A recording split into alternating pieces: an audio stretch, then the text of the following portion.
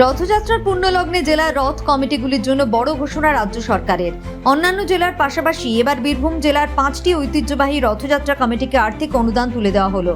আজ বীরভূমের সিউড়িতে জেলা শাসকের দপ্তরে একটি বিশেষ অনুষ্ঠানের আয়োজন করা হয়। সেখানে 5 লক্ষ টাকা করে আর্থিক অনুদানের চেক তুলে দেওয়া হয়েছে। সম্পূর্ণ অনুষ্ঠানটির ভার্চুয়ালি উদ্বোধন করেন রাজ্যের মুখ্যমন্ত্রী শুভেন্দু অধিকারী। উৎসবের মুখে সরকারের এই বড় আর্থিক সাহায্যে স্বাভাবিকভাবেই খুশির হাওয়া জেলা জুড়ে। অনুদান পেয়ে রাজ্য সরকারকে ধন্যবাদ ও কৃতজ্ঞতা জানিয়েছেন বীরভূমের রথযাত্রা কমিটিগুলির সদস্য। আমাদের রথটা বহু পুরাতন।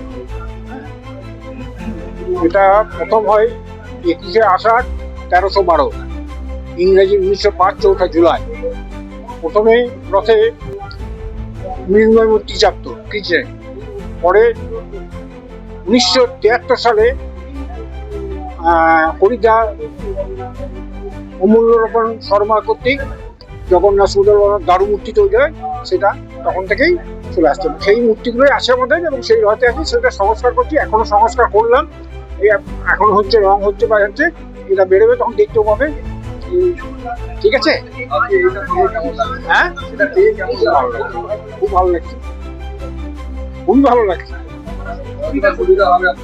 আমাদের সুবিধা বলতে এটা আরো ভালো জানে আমাদের বলতে পারবে। সুবিধা তো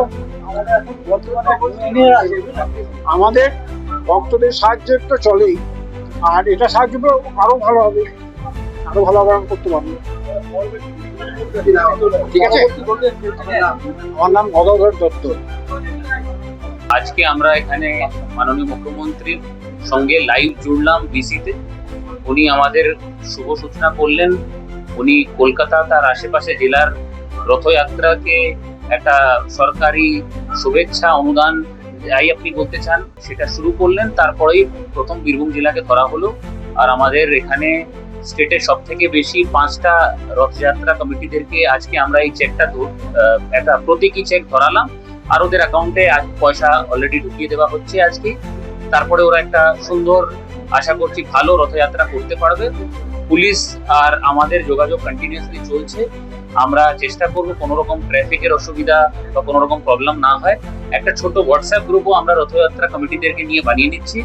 আমরা চেষ্টা করবো কি ওরা একটা সেবা শিবির, যেখানে মানুষের সেবা বা ওদের অসুবিধার কোনো প্রবলেম বা অসুবিধা থাকলে ওরা আমাদের কাছে জানাতে পারে। রথযাত্রা একটা কমিটিকে অনুরোধ করা হয়েছে। তাছাড়া অরণ্য সপ্তাহ কালকে থেকে শুরু হচ্ছে, আগামীকাল থেকে। সেই কারণে ওদেরকে বলা হয়েছে একটু গাছপালা নিয়েও মন দেওয়া।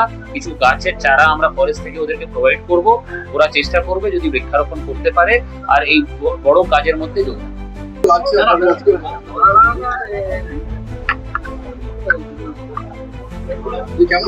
দেখুন, আজকে এই অনুষ্ঠান একটা হিন্দু ধর্মের পবিত্র অনুষ্ঠান, এই রথযাত্রা।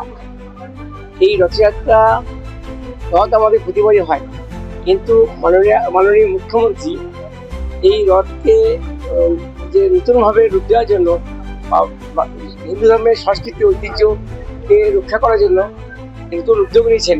সেই উদ্যোগকে আমরা আলামাতা সেবার সঙ্গে তার থেকে অনেক অনেক স্বাগত জানাই।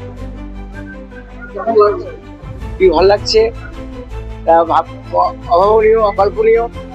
মুখ্যমন্ত্রী যে আমাদের সংস্কৃতি ঐতিহ্য, রথের ঐতিহ্য ধরে রাখার জন্য যে অনুদান দিচ্ছেন, তা আরও অনেক অনেক ছড়িয়ে দিচ্ছেন মানুষের জনসাধারণের মধ্যে। খুবই ভালো লাগছে। এবারের রথ অন্যান্য বছরের তুলনায় অনেক অনেক ভালো রকম করা করবো, কারণ উনি যে টাকা দিচ্ছেন, টাকা তো মানুষের সেবার জন্য দিচ্ছেন। এই সেবা রথের মাধ্যমে মানুষের যে সেবা, সেটাই আমরা করব। এই রথযাত্রা নিয়ে আমাদের জেলা জুড়ে প্রত্যেক থানায় রথযাত্রা কমিটিগুলির সঙ্গে পুলিশের কোঅর্ডিনেশন মিটিং হচ্ছে। আমরা সবাইকে পারমিশন দিচ্ছি অ্যান্ড সুস্থভাবে রথযাত্রাটা যেন পালন হয়, ট্রাফিকের কোথায় কোনো সমস্যা না হয়, ল অ্যান্ড অর্ডার বা আদারওয়াইজ কোনো সমস্যা না হয়। আমরা পূর্ণ সহযোগিতা করছি অ্যান্ড আমাদের পুলিশ অ্যারেঞ্জমেন্ট থাকবে। অ্যান্ড আমি আশা করছি জেলা জুড়ে এই রথযাত্রা খুব ভালোভাবে করব। Thank you.